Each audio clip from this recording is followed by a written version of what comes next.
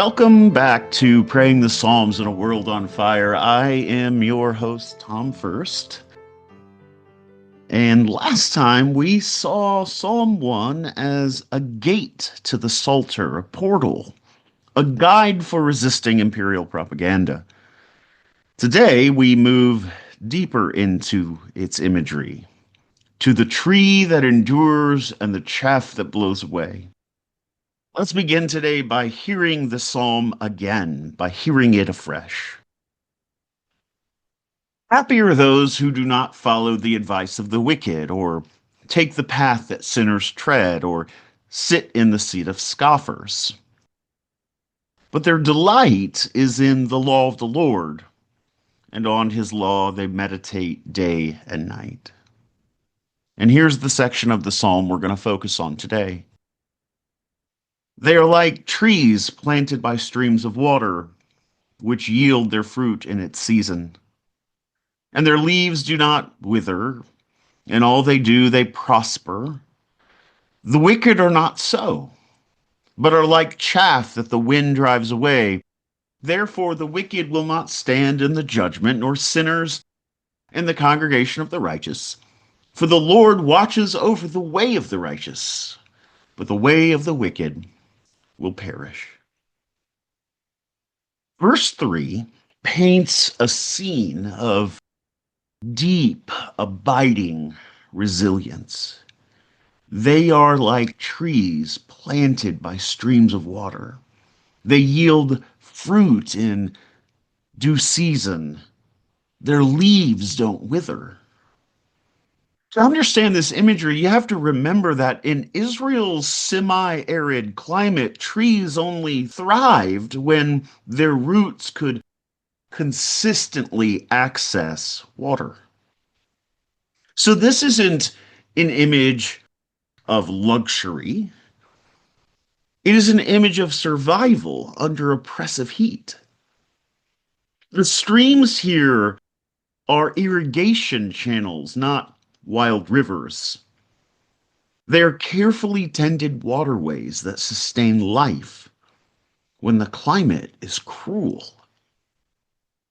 So the psalmist says, the person who delights in divine instruction and wisdom builds underground roots, practices of memory and prayer that draw from deeper wells than empire provides.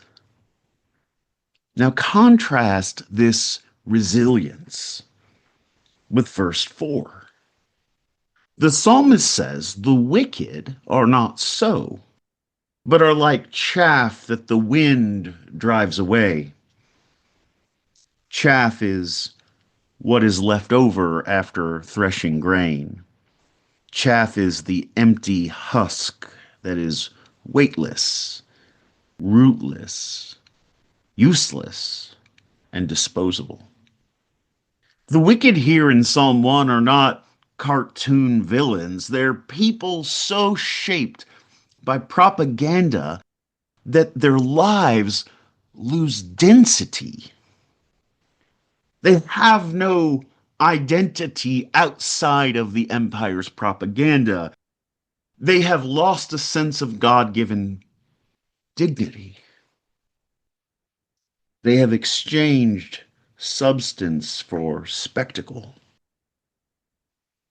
And the Hebrew, the word glory, kavod, means weight or substance.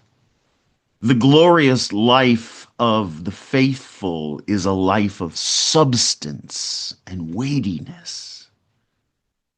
Propaganda produces lightness.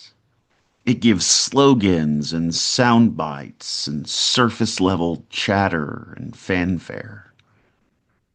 Empire feeds off human beings being weightless, having no substance to their lives. Empire needs consumers, not contemplatives. And so Psalm 1 insists that in contrast to the weightlessness that empire provides, God's people are to have gravity, to be a people of glorious weightiness and substance. Because divine judgment will blow away all that has no substance. Notice the verbs of judgment in verse 5. The wicked will not stand in judgment, nor sinners in the congregation of the righteous. This is not about afterlife punishment. This is about social discernment. When crisis comes, propaganda collapses. Those formed by empire have no ground to stand on, nothing to anchor them in the midst of crisis. Their lives are literally blown away into nothingness, as if there were no substance to them. Those formed by Torah endure. Verse 6 says it this way: For the Lord watches over the way of the righteous, but the way of the wicked will perish.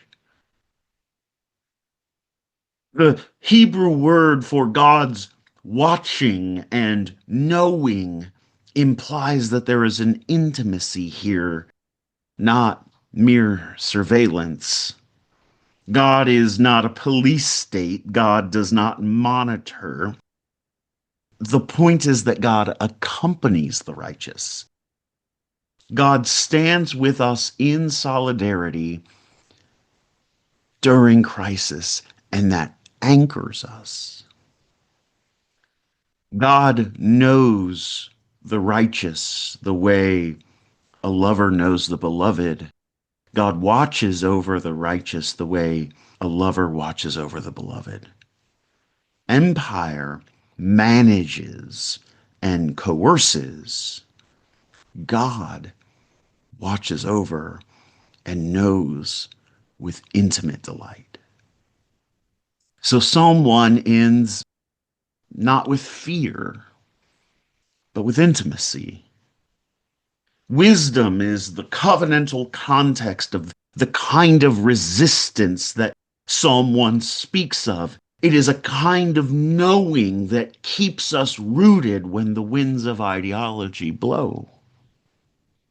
And so next time, we will close this short arc on Psalm 1 with the practice of Lectio Divina. It is a slow, contemplative reading that lets the psalm form us into a people of resistance. In other words, in our next episode, we will actually be praying this psalm. We will be practicing the kind of resistance that we're talking about. Because this is what this psalm is trying to do.